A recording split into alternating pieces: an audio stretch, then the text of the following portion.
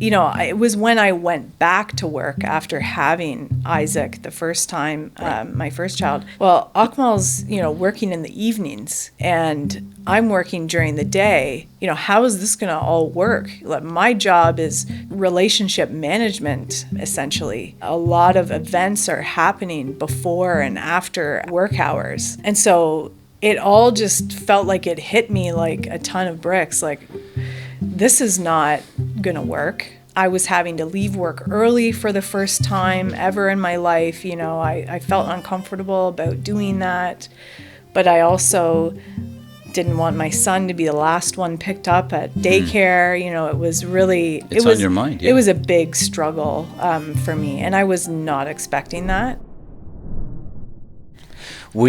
So you were born in Lion's Head.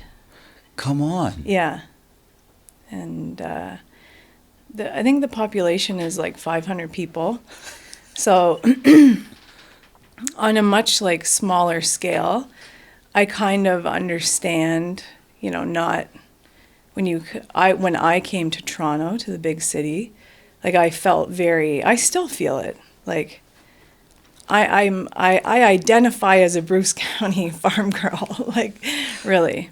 I was just trying to wrap my head around 500 people in a place. Right. Because today, if a TikTok video gets less than 500 likes or less than 5,000 likes, they're like, oh my God, it's not. And there's a whole world where people grow up in Bruce's County, and it's a great experience. Yeah. Yeah, the school that I went to was kindergarten to grade 12. My brother, my cousins, my aunts and uncles. I try to explain it to Akmal. How your family is they live close to each other and they hang out together a lot. That's it's like that, but in one town. Yeah. My uncle lives there. My other uncle lives there. My aunts up there, my cousins.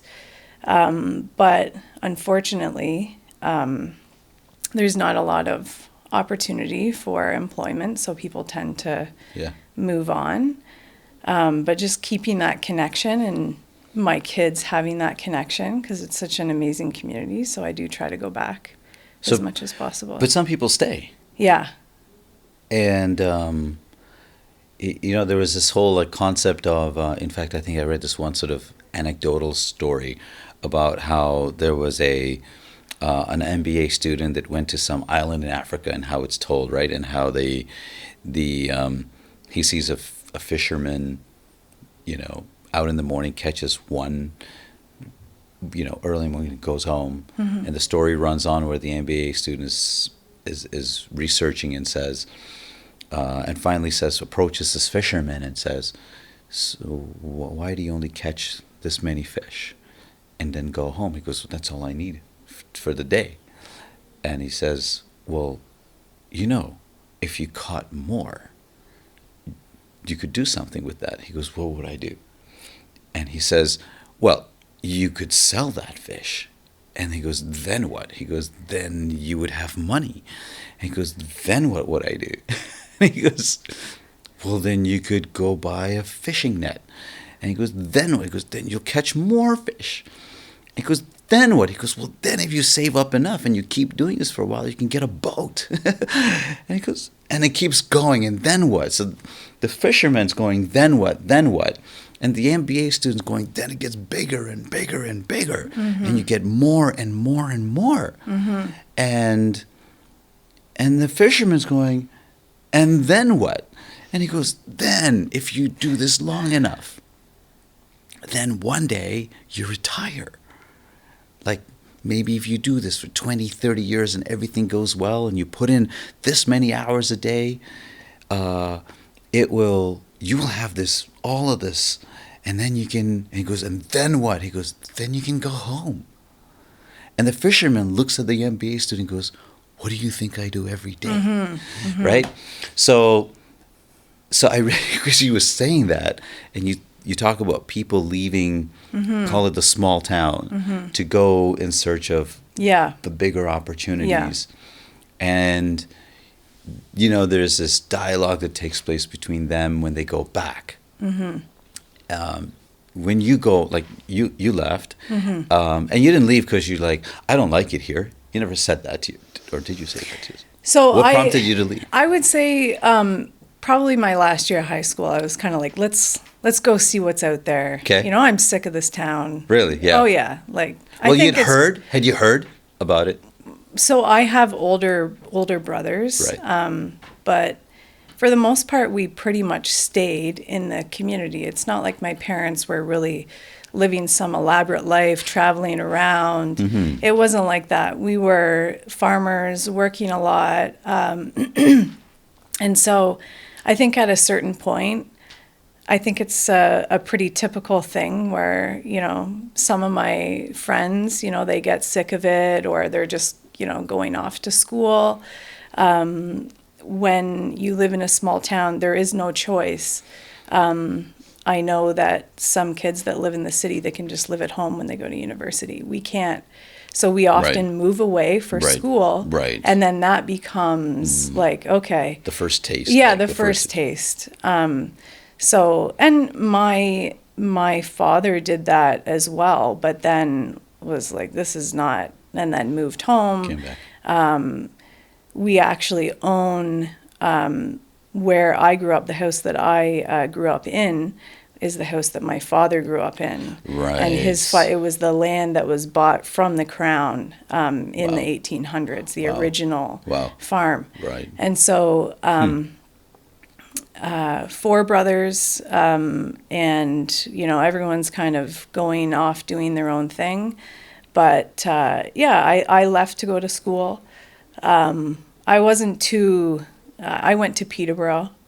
I did not think to myself, like, what's the best school I can go to? That just wasn't, I wasn't even thinking that way. How did you make that decision as to where you were going to go? There's a lot of friends going to Peterborough, and I was I went there a little bit like underwhelmed by like, this isn't really what I was thinking it would be. It wasn't the big exciting thing I was thinking it would be. Tall buildings and glass towers. Yeah, exactly. It wasn't like that, but I think that's probably a good thing because it was kind of my first experience living away from home. And then I started doing a lot of internships. One of my older brothers, it's a pretty typical thing to then go back to your small town, which for me is a tourist town, and make a lot of money working at a restaurant or whatever as a student, and then go and move back and go to school again in September. Got it. So that's kind of a pretty standard thing that a lot of people do. And one of my older brothers said to me, like, you got to get like, what are you doing? Like, you got to start thinking about your future. My brothers are all very entrepreneurial. And so they were kind of doing their own thing. And to me, it was like, don't just keep like going back and working at a restaurant, like do something more than that, that's going to put you in a better position for when you graduate. And so that's what I did. I started looking into internships. And I completed 4 of them while I was at university. And then I think it's one of the reasons why I was able to get a job right out of university, because I had some, I guess everybody seems to have a degree, and then I had some, I guess, more practical work experience. So when you were first making these decisions to move, to grow, right? It's all part of your growth. Yes. It's interesting, the first area that you go to that gives you your feedback are your friends and your family. That's the first people you have contact with. They prompt you, right? Were you ever, before being prompted, thinking to yourself, where am I going to go? No. What am I going to do? Right. So you're getting these prompts, and when you first started thinking about it, like, were you thinking, hey, what do I want to be? What am I going to enjoy? What were the things that you were using to decide? I cared, and still do, I think, just because of where I grew up. I cared a lot about the environment, and that's why I went to Peterborough. Okay. That's a big program at Trent University, is their environmental program. Okay. And so I was thinking a lot about, like, well, why, my dad's in politics, like asking him, like, why don't these things get done? Like, I don't really quite get it. And something... You're like the first one who's ever asked that. Yeah. Why are these things... Yeah. So I said to them that I thought I wanted to go, like, to Queen's Park to like figure this out. That's amazing. So you're thinking that, and you'd never been to Queen's Park. No. You didn't, right? You didn't know anyone at Queen's Park, but you're thinking... Yeah, like at Trent, I would say the culture is very, like, socialist. Like, there's a lot of people in my program that went on to work for NGOs and different organizations, environmental organizations. That didn't feel like my thing. I kind of thought, like, well, but what if you kind of go into maybe the big bad political world or the corporate world and try to help from the inside, or see what's going on from the inside? Were you always like that? Like, when you remember, were you like, hey, why is that like that? And the need or feeling to have to do something about it? Or did you look around and go, do you remember looking around and going, hey, this is just how things are? Or were you always asking I why? did have an experience right before that where I had stayed an extra semester in high school to try to take some different courses. I thought I wanted to go into nursing, and so I hadn't really taken a lot of courses to help me do that. And so I had stayed an extra semester, and then I had this other semester in the winter where I wasn't sure what I was going to do. A lot of my friends had already went to post-secondary education, and I ended up going to Whistler. Okay. First going to Vancouver, and then making my way up to Whistler and thinking, okay, I'm just going to, like, enjoy the ski hills for a while and get a job, and then I'll go to school. And when I got there, I thought, like, they already had those diamond lanes for, more than one passenger in the car, and we didn't have that here. There was just things that I noticed out there, like, oh, they're, like, doing these things. Like, it feels a little more advanced? Developed? Yeah, like, it felt like they cared about the environment more. Like, it was on their radar. Okay. In British Columbia. So it's a teenager. A perspective, It was just an observation. And so I think that really did prompt me to actually change, like, completely change what I was going to go to school for. And then, like, well, I guess this school I had applied to, just like a general science, I could just turn that into, like, an environmental science degree or whatever. So I went there, but everywhere else I had applied to, like, nursing, health science type of stuff. What's interesting is, to me, is like, you come from this place and you're moving out of this place, right? And you're looking around. So you describe what the Whistler experience, you describe the Peterborough experience. What's interesting is that people from there go to Lion's Head, and they go, why don't we have this over there? Yeah. And they come there almost envious of the people that are there. That's what I find interesting, is that here are people going, well, why are things not like the way they are there? And then when people come from there here, they think, not the grass is greener, but, like, sort of. Yeah. And they say, look at these guys. They have it so nice. Yeah. It is so peaceful. There's no stress. Whereas you're there, you're like, there are no opportunities here. We need to go somewhere. What am I going to do? Yeah. Isn't that interesting? I think my I got to get out of here mindset was very short-lived. Once I started doing my internships at Queen's Park, though, I do remember getting to Toronto and thinking, like, yes, this is cool. What about it? I like this place. What about it?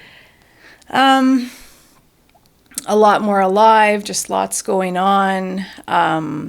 Queen's Park in general, politics, just really falling in love with it, like really hard. I just loved every minute of the internship that I did. I didn't get it the first year, and I even didn't get it the second year. But I think I was put on a wait list because I got a phone call right before it was about to start in May. I think it's May till August is the university student summer. And so I kind of had to like quickly, I was working construction back home. Mm-hmm. I had graduated from the restaurants to working in concrete. Okay. And I think I had to like call them and say, hey, I've got this really cool opportunity where I'm going to actually do this internship at Queen's Park. And I knew nothing about it, looking back now. But I just worked with my mom. We kind of, I'm just going to live at the U of T residence right close by. And you can do that. And that means I'm probably not going to save as much money. Are you okay with that, Mom? How can we make this work financially? But it was really about the experience and kind of the long-term benefits of doing this internship. And even the first year I got placed, some of the big positions would be with a minister or in the premier's office. And I got placed at the Liberal Fund, which was at college in Spadina. It wasn't even at Queen's Park. And I was kind of okay, I guess this is the crappy one. But that's okay. You got to start somewhere. Yeah. But it was also, with the fundraising arm, it was golf tournaments and dinners and receptions and I went to everything, and loved it. Just take it all in like a sponge. Yeah. And you feel like you're a part of something now. Yes. You're here. You don't know. You accept that this is a starting point, so you still have a goal, like where you want to get, what you want to be able to do, what kind of impact you have. But you're like, there's something going on over here. Yes. Yeah. Not just being with the Liberal Party or with politicians, or it was the internship program and that kind of circle of people that I thought, like, really, like, you went to Queen's, like, right. Oh, you're in law school, right? Wow, right. You're smart. Like, yeah. I'm not. This is a different caliber of people, with a different background than me. So you're going through this internship and you're thinking to yourself, you're going somewhere. Where was that somewhere now that, like, when you first start, you say, okay, I'm going to go to Peterborough, right? I'm going to go to Trent. Yeah. So Trent, I'm going to go to Queen's Park. Yeah. So there's this evolving thought about going to the next place. Mm-hmm. And you're feeling like, you said yourself just said, like, when you feel like, it's like when you get somewhere, you're like, okay, I've arrived at my destination. Yeah. But you hadn't yet felt that you arrived somewhere. You're like, there's somewhere more to go. Yeah. Where was that? I really felt that when I would go back to school in September, because I'm still kind of going, this is just a short internship, and then I'm going back. Right. I'm hearing the comments in class of like, that's... certain industries are bad. And I think that it was becoming more and more clear to me that there's definitely a role for that, for like environmental activism or activism in any way, but that was just not that wasn't how I saw myself kind of continuing forward with my degree. And I think I thought to myself, I want to, the place that I want to be is the Ministry of the Environment. And I want to, I hope I get that placement next summer. And then maybe I can work there. So it's interesting, like you have this interest in the environment in terms of what's going on. And, when you first got there, did you have this impression, did you have this thought that, hey, everybody here is going for the same thing. That's how change happens. And we're all aiming for the same kind of change that I'm thinking about making. Did you have that thought that, like, this is where I'll find it? And then you get there and you're like, well, there's all of this other stuff going on. Did you run into that? Did you notice that? And it kind of all made sense. Like, there's a problem every couple of minutes, you know, that the premier or ministers are having to deal with. And I think the one, I guess, major lesson was that it's really easy to sit back and criticize politicians or CEOs. Yes. And once you're in it, you realize, man, there's a lot of competing priorities here. How do they even make these decisions? Like, how is it even, let alone multiple decisions or, you know, policy changes, or there's so much that goes into making a policy change.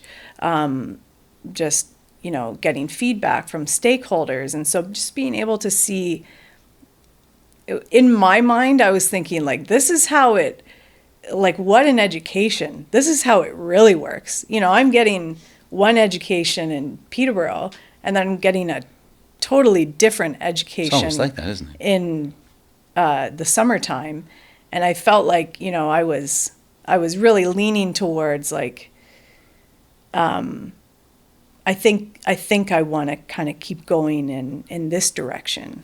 Because your answer is now starting to form. Like, why is it like this? Right? Like, you're starting to get answers to that question. And that's what kind of drove you there originally. Yeah, like, why is nothing happening? Why is it so slow? And but it sort of became clear that, actually it's very complicated to do anything, and to make you know, major changes at that scale. Like, if you're thinking of some sweeping policy for the province, or, you know, I've never worked in Ottawa, but it made me think, what about federal? Like, how do they even make these decisions when they have all these different provinces with different priorities? So I definitely had a lot more sympathy for anyone that's in the position where, you know, they've run for office, they are having to do things in a very public way. And of course they're going to make mistakes. Of course, you know, if someone was following you around with a tape recorder all the time, and then they catch you and then you're a meme on social media or something. I think, like I said, I think it's easy to sit back and think, you know, what an idiot. I mean, people get a cake recipe wrong and it's written there on a box. You know? So he'll put a little too much milk or too much flour, and it happens there at that level. It's not going to happen here. Yeah. Right.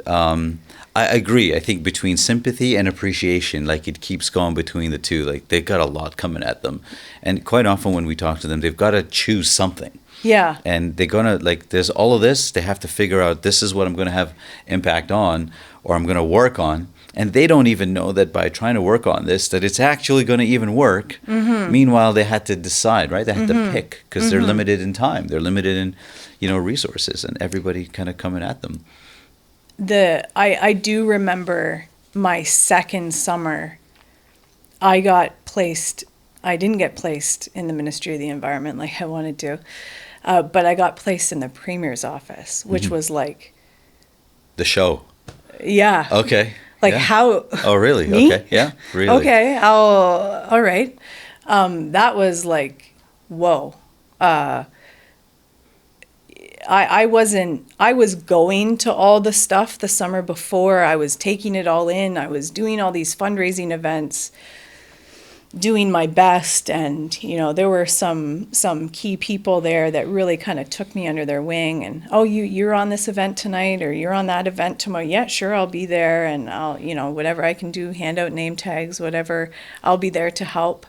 But then to get that other internship the second summer, I was really, once again, had that feeling of, like, this is like another caliber of people, an intimidating experience for me that I kind of, you kind of think, like, I don't think I'm maybe supposed to be here? Did you make a mistake? Or I don't Really? know.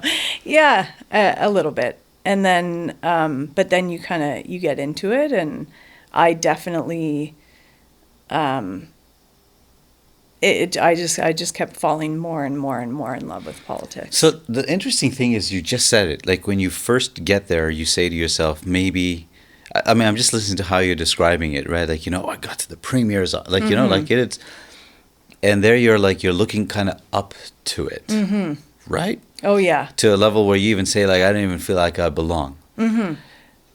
What got us to here today, you and I, is because you're at another position today looking at it going, that's not the way I feel it ought to be. Like, you're not looking up to it anymore in some ways. So that's what I'm, like, so that if that's the starting point, you're like, oh my gosh. Yeah.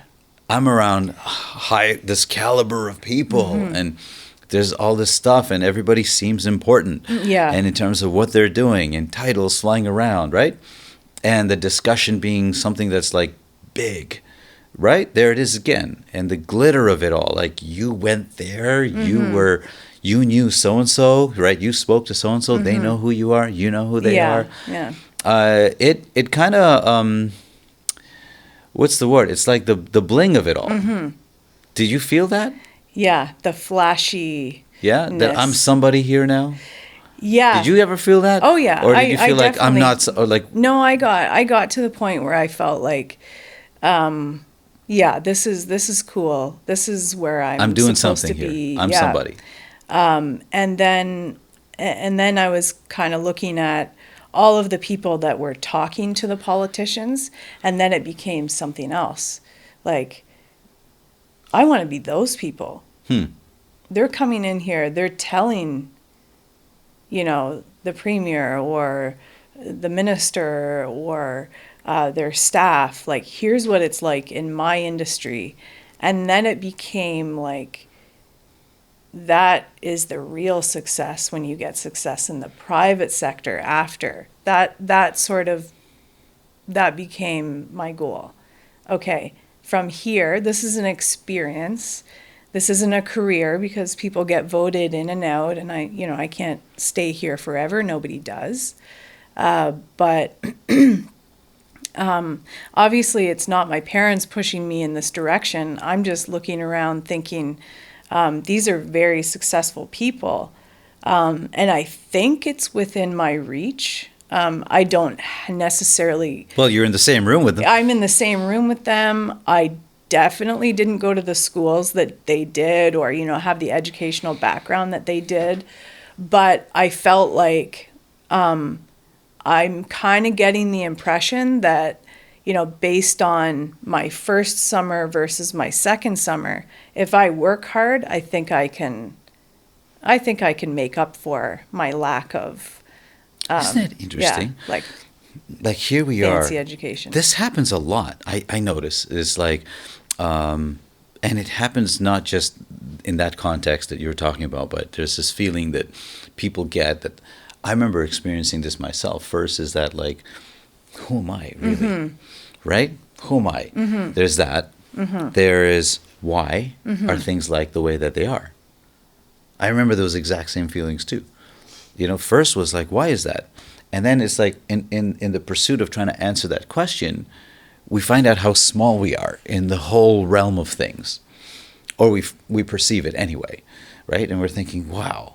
And then we're like, oh, these are the ones that make it happen. So I want to be one of them, right? Not like them as in good or bad, but that's how I get that why question answered, right? Like, I get to do something. And in doing something, you become somebody, right? Like, you do something, you become somebody. So is that like the feeling, right? And then you're now here, and you keep following the trail. Yeah.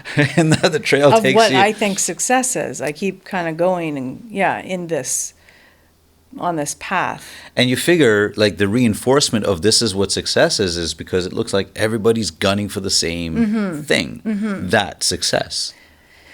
Yeah, the internship program that I was in, people would often definitely land at Queen's Park, or they would go on to law school or go on to get an MBA. Or maybe, it wasn't for them, but for the most part, these were like, political junkies So type. there's a lot of passion too, right? Yeah. And I felt like maybe we're not all doing the exact same thing, but I'm definitely amongst a group of people that are going places. And I guess I started to get ideas about what maybe my own career would look like. Because, in Lion's Head, I wasn't thinking like, I didn't know anything about Trent. I didn't even go to any school. I didn't look at, what's this one compared? Like, I look at the preparation that a lot of people do before they even choose a university. Right. Like, I just didn't know or think about any of that. And so you talk about like, things kind of happening. Like, I feel like my whole life was like evolution, like a little like realization of this, okay, that, I didn't know what I wanted to do. It just kind of kept rolling on. But it was driven by that same, at the end of the day, that same question. So now you see, hey, this is where the action is, and then you started turning your focus over to like industry, and you call it the business sector or the private sector. Yeah. So then what did you do?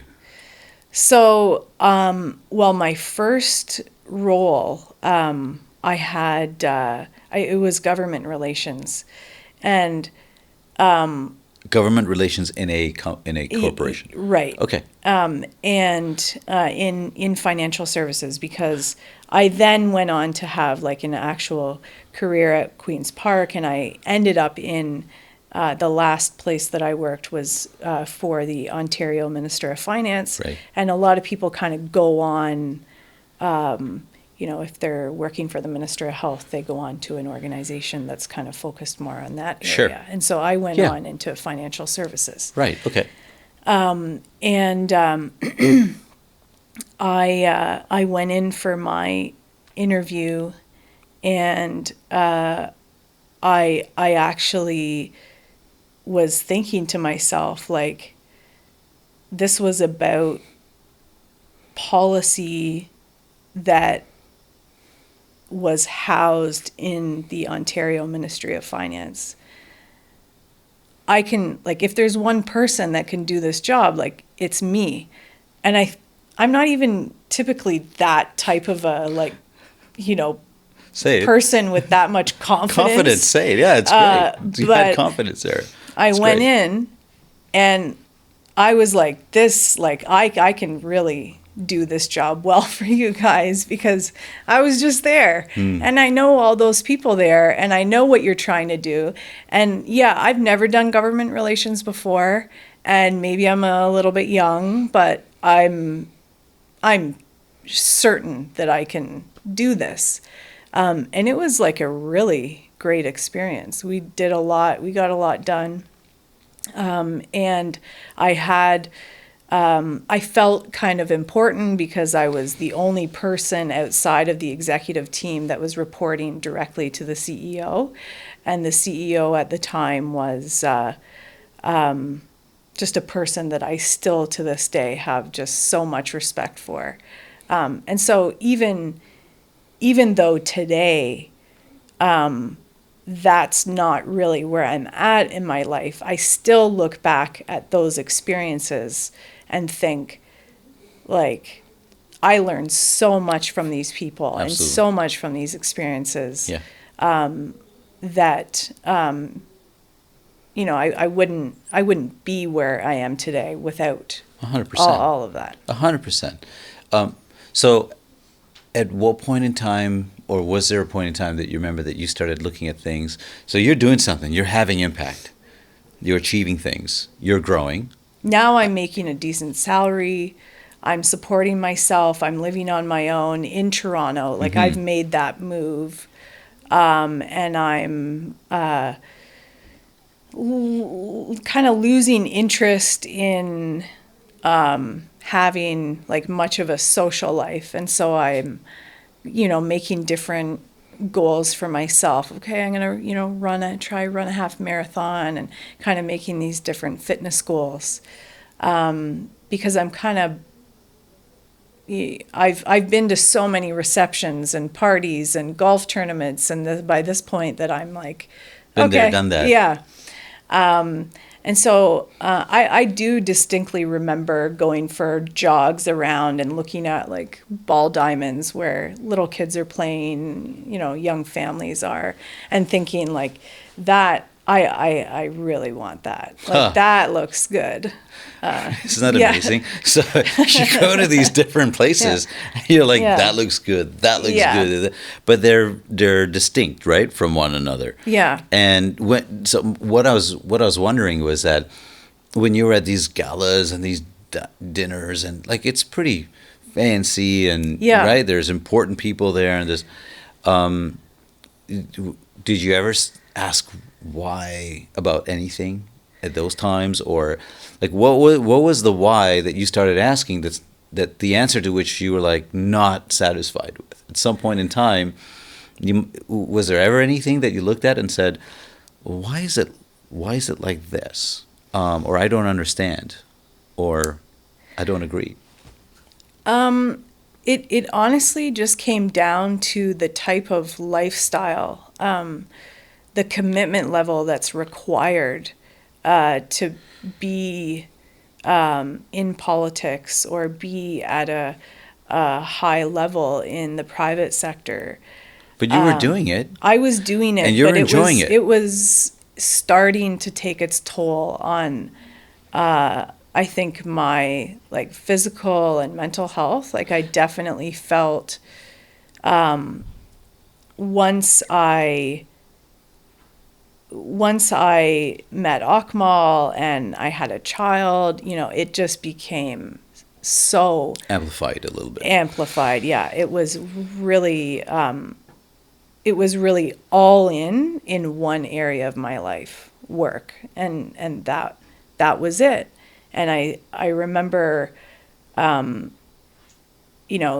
to myself, this used to be so fun. I used to really, really love doing this, and I'm kind of looking for something a little bit more in my life now. I think, in my husband's culture, there's a lot of involvement from parents about marriage, about having a family, how important that is. It's not really something that was ever explicitly said to me, and I think that's pretty common in my culture, that it's sort of a little bit more hands-off, like you figure out your thing. And it was your brother who told you. If you go back, I recall it was your brother who said, "Hey, what are you going to do?" Yeah. And that prompted a move in life. But not my parents. My parents were never like, you should do this, you should be married at this age, or have children. It was just like, I was just thinking like, so what am I going to do? And that was really just career-wise. I think after a while, it just became clear to me that I wanted more in my life other than my work. And I actually, like, if there's one specific thing that stands out to me is I did have, I had, gotten a family doctor in Toronto, and he was an older man. And when I tell this story, a lot of people think like, geez, that's a little, overstepping a little bit. But I appreciated it so much. As he said to me, I think I was 29, and he said, "Are you planning on having a family? Like, what's your..." Oh, so this is before everything. This was before I met Akmal. Okay. And I wow. said, yeah. Just a moment like that. Yeah. I said, yeah. And he said, well, when? And I was like, maybe when I'm like 35, like not right now, but like maybe in a few years. And he was like, do you know what happens to women between the age of 30 and 35? And I was like, no. The health of your eggs decreases like at a rapid rate once you turn 30, and even more so after that, like at 35. And so I was like in shock, like no one had ever told me that before. And again, this is like, maybe I'm making myself sound a little bit naive, but I really, truly did not know that. Right. And it wasn't something that I was even thinking about, obviously. And so it was one of those kind of like shocking things, sort of when my brother was like, what are you doing? Why are you going? Yeah. It was kind of one of those shocking moments where I said, well, what am I supposed to do? Like, just go and like start trying to look for a husband? Right. And he's like, yeah, that's exactly what you should do. My nephew, he did online dating, and it really worked for him. And it was such an unusual conversation for a physician and a patient to have. And so I had heard of people doing online dating, and it just didn't really sound that fun to me. It just really wasn't working for a lot of my friends, but some of my friends did have some success. So I thought, okay, for some people it can go on and on and on and on, and they just don't find anybody. And so I thought, is that going to happen to me? Is this just going to be such a defeating thing? And so I went and I did it. And I also, having him say that to me, it prompted me to think, I do want a family. And sometimes I think it's scary to say something like that. Why? I don't know. But I did. I was like, yes, I want this. I think modern society now, people are kind of more, I don't know, like. Well, if you thought that, don't you think others thought the same thing as well? I'm sure they did. I think that it does become a bit of a realization for women. But if I was left to make that decision on my own, I don't know how old I would have been at that point. I had somebody. Plus the process to go through it, like you talked about, the dating, the disappointments. And, I'm doing something right now, and it's working. Yeah, and it's and I'm good. growing here. Yeah. And I'm winning. Right? Like, why complicate it? The moment where I decided in my head what I wanted, though, like, no, really, I really do want a family. And again, it's a scary thing to say, because sometimes when you're single, you like to just be like, everything's great. Everything's, you don't want people looking at you thinking like, well, yeah, but shouldn't you be like married by now? Or, people are making those judgments sometimes. And so I think once you say it, it's kind of like, I guess now I have to, what if I don't achieve it? And then people think she wanted it, but she didn't. Anyways, I went online. It was a very, very fast, like, I had bought like a 3-month package, and I wasn't really paying much attention to it because I just really didn't want to. But then when I realized this membership is running out, I should actually probably use it. Oh my gosh, that's hilarious. Sounds it. like a gym membership. Yeah, yeah. And I had received a message from Akmal. Oh, okay. Yeah. And did you on the way? Sorry, you were about to say something, but I was wondering, did you like, how you said that this is what I want to do? Yeah. Did you talk to anyone else before saying, hey, this is what I want to do, like a peer or a friend? You talked about friends, and some of them saying to you, Megan, not now. You're on the rise. Was there a counter thought like that was strong enough?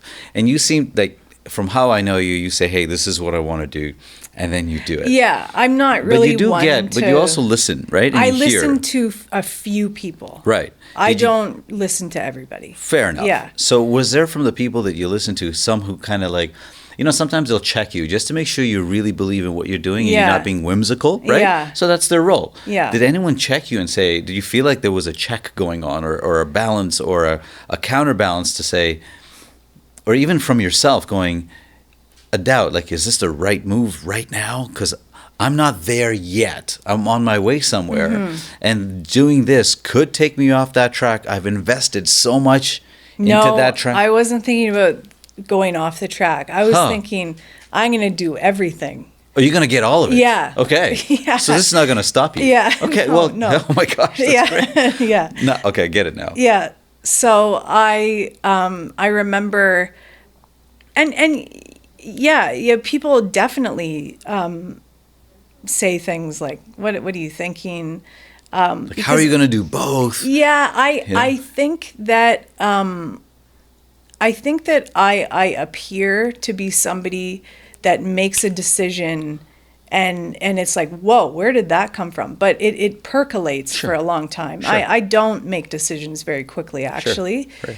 It's just something that's like sort of underneath, deep down somewhere for a long time, but then when I'm ready to make a decision, I make it. Yeah. And so then I think that part was shocking when I met Akmal, and I was like, this is it. We knew that it was going to be very difficult, not for us, but for everybody else to accept that we were ready to get married and have a family, because how could you be? You just met this person, you don't know this person. Right. So that was, I think, difficult for some people around me to accept. But I think at that point I was kind of used to, I don't always make decisions that people agree with, and so that's fine if they're not okay with it. That's So you go from, like, I keep seeing a repetition here, though. I mean, as you're talking, so I see you start from Bruce County, and you break out from, a place where people leave, but some people came back, including, your dad also. So it's like a significant person, right? Yeah. And you get this foundation that you start with. And then you go out you leave to go train, then you go to Queen's Park, and you're constantly, it seems like kind of on the boundaries of things, right? Like you're looking over to the other side going, hey, I wonder how that works. And all of a sudden, in all of that, just this one just one conversation. Yeah. It couldn't have been one conversation. It was like the baseball diamonds that you're seeing and all the things that you do when you're jogging. So it percolates, but that's a tipping point. And then you're like, okay, yeah, now it makes total sense. And the thing that I'm curious about is that also that you also knew it wasn't going to be easy. And so that's often something that happens, is that when people are looking to make a change or when they're looking to transition, one of the first things the mind does is it thinks about, there's a great motivation, there's a goal, there's a reason why something great's going to come of it. But along the way, there are going to be these hardships.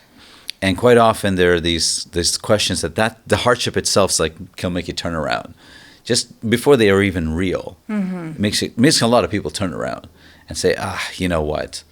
It's like take not the easy road, but right, the path of least resistance. Let's just say. So you calculated this, that it's going to be be difficult making these transitions.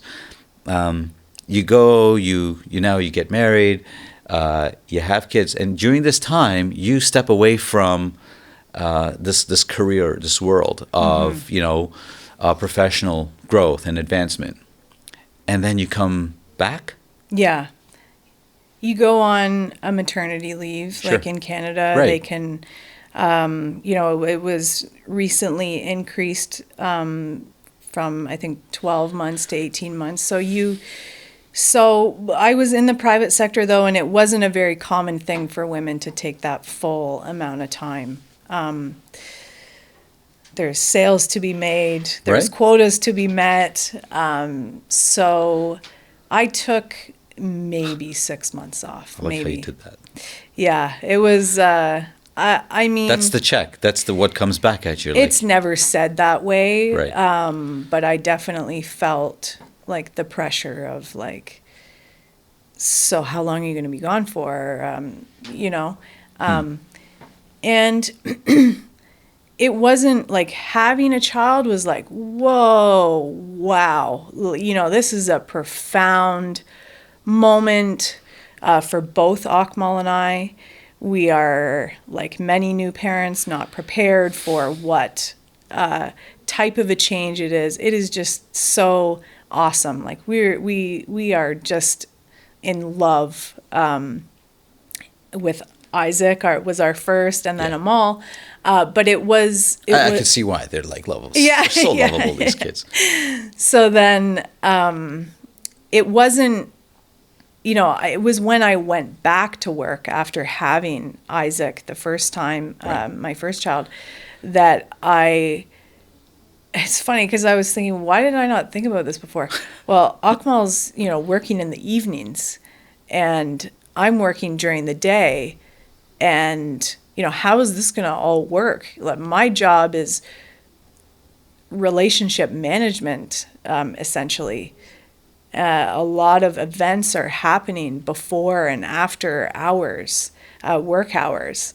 And so it all just felt like it hit me like a ton of bricks. Like, this is not going to work. I was having to leave work early for the first time ever in my life. I felt uncomfortable about doing that. But I also didn't want my son to be the last one picked up at daycare. It was really... It's on your mind, yeah. It was a big struggle for me, and I was not expecting that. And what are peers and colleagues and friends saying about this at this point in time? Not much. Like, this is it. This is what motherhood is when you're, a professional woman. Like, oh, yeah, it's tough. Have a glass of wine at the end of the night. It felt like no one was really feeling what I was feeling. Like, it wasn't something that people would say, I know, like, have you ever thought of stepping back a little bit? Or, it was like, you're tough. asking why is nobody asking why? Yeah. This can't be just the way it is. I mean, nobody looked at it and said, yeah, you're right, it sucks. They simply said, this is it, this is what we gun for. Yeah. This is what it's all about. This is what it's all about. And you didn't buy it. I just was like, this is insane. Like, I'm not doing my work properly. In my mind, I'm not committing the amount of time that I want to commit to my work. I'm not committing the amount of time that I want to commit to my kids. And for some reason, before this, I never realized that my husband worked in the evening. Like, Right. There it was. Yeah. So, but you also said you wanted it all. Yeah. Well, I thought so. Turns out it's really exhausting, and for me, it just like sucked the joy out of my work and the joy that we were getting from having kids, and I think, I don't know if it's just being on a different schedule, someone else's schedule. Right now, for Akmal and I, obviously, we're still both working at the business, at the martial arts school that we own, but it's sort of, the planning is like not just the one business thing. Right. It's the whole thing. So I find that really helpful, even though it's... But what about the things that you want to change? What about the carpool lane? Yeah. Well, it turns out that the thing that I wanted to change really was how much time I was spending with my family. That just became... because it went on, like I only left the corporate world 2 years ago, so it went on for a while. I had a mall. It became even more challenging with 2 children. I was finding myself on my own in the evenings a lot, and saying to Akmal, like, how is this gonna work? We were both adjusting our lives a lot. So what you weren't saying is, I guess this is just how it is. You were like not okay with just I how it wasn't. is. Yeah. And then you had to do something. It had to be deliberate. Like it couldn't just like go with the flow. You couldn't just go with the flow. Yeah. All of the other times in your past, you've kind of gone with the flow. Mm-hmm. You said you didn't really look at all the options before university, Mm-hmm. and then it took you to Queen's Park and so on and so forth. But here, the flow now, for the first time, you're looking and saying, no, I'm not going to go. It just reminds me of like if that fisherman had listened to the MBA and said, okay, I'll get a net, I'll get a boat, and then says, actually, I'm reversing. Did you ever feel, not reversing, well, maybe it is reversing, but do you ever feel like I'm having to make a decision to go backward now? Like, was that like did you ever feel like that was kind of like a pressure on you that I'm going now backwards here in, say, the professional side? I'm not achieving, my value is being affected. That's not how I look at it. Yeah. Did you get confirmation of that? I definitely think that's how, I can tell that's how some people look at it, maybe that I was working with in recent years. Yeah. Because when we catch up, I still really try to kind of maintain my connections. Right. And you're in relationship management. Yeah. And I can tell they're like so, anyways, the martial arts school, but like, what are you doing? Right. And it's like, no, like, this is what I was doing. So you get this message, right, that you've got, Megan, you've got all this potential. You got all the stuff that you can do, and you're settling. Well, nobody says that to you, like, directly. No one says it directly, feeling. But yeah, that's kind of the vibe. What do you say to that? Pick up.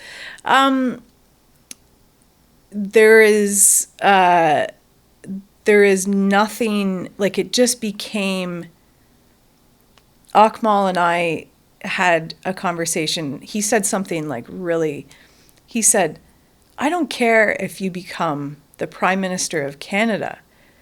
If our kids are not doing well, what does it all matter? And what about Akmal what you and think? I are on the same page with that. Like, and that's what I was thinking is like, who's really paying attention to the kids? Because I'm working all day and Akmal is also, but then he's teaching at night. If I would even, express this, like, how are you guys doing this? This is not. But you did talk to me once about like the alternatives. You could have hired help. Right.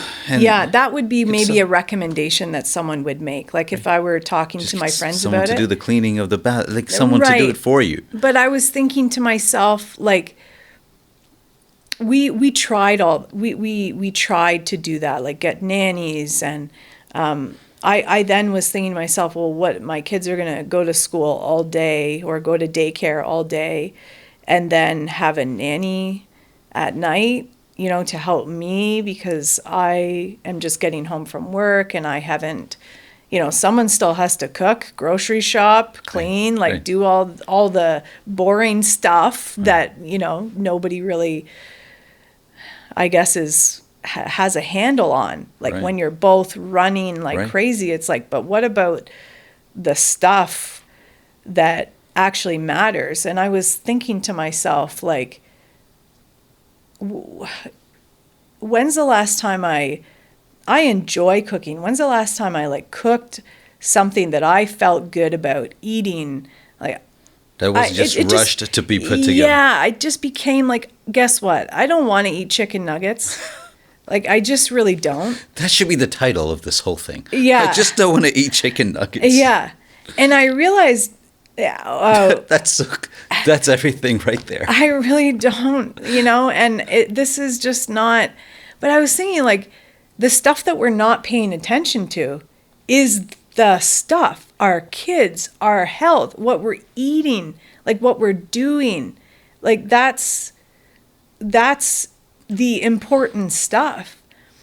I'm not really cooking anything that's really good for me, maybe once in a while, but certainly not as often as I would like to be. I think that's true for a lot of people say that. Yeah. But they just settle for. Yeah. So that's the question in my mind is like, and that's the breaking part is like, who's settling?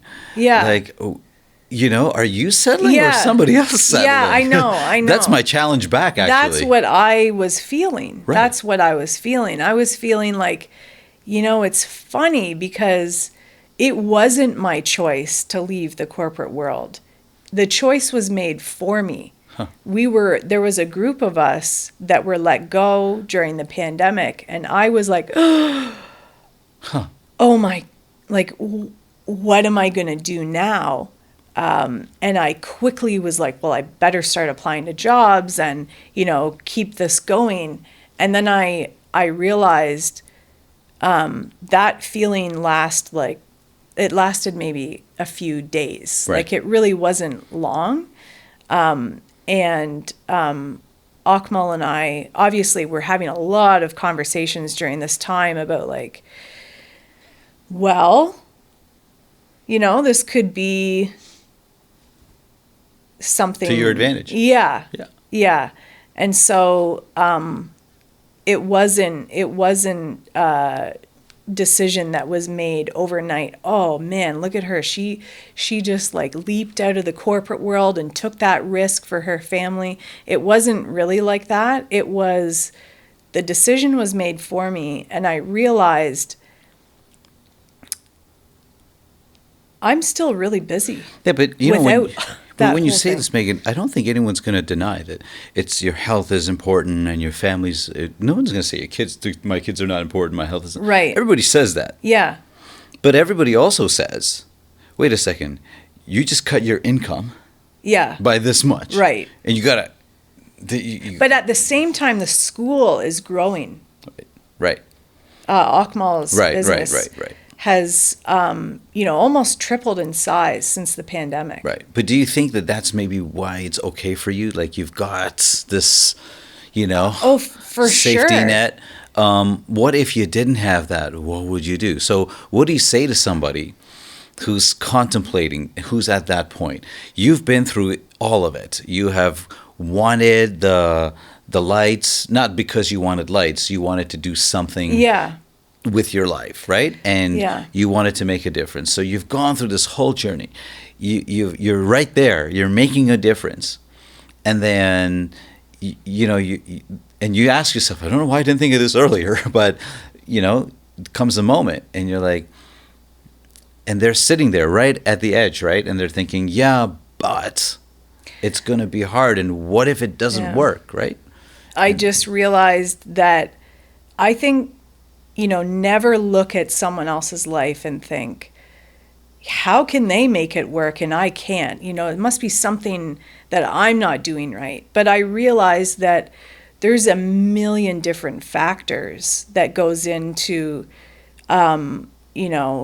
someone being able to do what they're doing. Maybe their husband doesn't have the hours, or their wife doesn't have the hours. Like we had a scheduling conflict. Like if you just look at the actual logistics of it, that wasn't really working. My parents are not close by. Akmal's mom is not in the position to kind of help us out. Right. We were kind of on our own. Yeah. So Akmal wound down a lot of the traveling that he was doing with high performance athletes and essentially changed his whole business model. Right. I started doing, breakfast meetings and lunch meetings and saying, I can't, but all of these tweaks still weren't working. Mm-hmm. And we were trying to find help. It was so expensive. And so I just was thinking to myself, like, there's no way that I could stop working. Like that wasn't really in my thought, because I was thinking, life is so expensive. We need this, we need that. But so when they presented, so when you had to make that choice finally, like you're on the other side of that choice, right? But before you made that choice, well, I need so much less. I'm not. It's because when I was working, I felt like I really needed a vacation a lot, you know, and I felt like I needed someone to, you know, come and clean the house or babysit the kids so Akmal and I could spend time together. Because it wasn't just my kids, it was my marriage too that was suffering. It was really hard to work opposite shifts and never see each other. And so I guess now I look at like, my God, I was, you know, there was a lot of money I was spending just to be able to work, which is kind of an odd thing. But that is definitely what was happening. And to help me feel like I was kind of alleviating the stress of my work life. And now, I mean, I don't know, it's probably not as simple as I'm saying it, but I just don't feel like I need those things. I think I see it's interesting what you say. I see a total analogy here between your life and how you're living it and Bruce County. The return to Bruce County. Yeah. Yeah. Because there you are, you move out Yeah. of a physical place. Yeah. But you return to it like emotionally. And you found your Bruce's County wherever you go now. Yeah. It's with you because of how you choose to, where you put those priorities. Yeah. And the choice is hard. And it's not even perfect. Like there's still things that constantly have to be worked on. Yeah, it's an everyday choice. Yeah. And it's still scary. Like, what if the school, Yeah. it's business, right? Yeah. What if, Yeah. you know, it doesn't have a great year? Yeah. You know, things like that. It's not like it doesn't occur to you.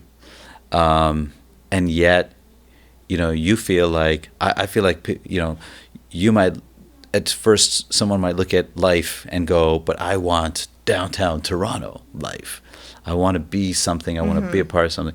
And you've returned back to like Bruce's County. And when people look at you now, honestly, I honestly feel like even though there are people who would say, well, no, this is just how it is, they look at you now and they go, I'd like to be there. Well, I don't know. I don't know if they do. I really do, because I think when you look at it, just the way you describe it in terms of, you know how you know something's valuable? Mm-hmm. I mean, this is how it's like you want to buy a bottle of water. Mm-hmm.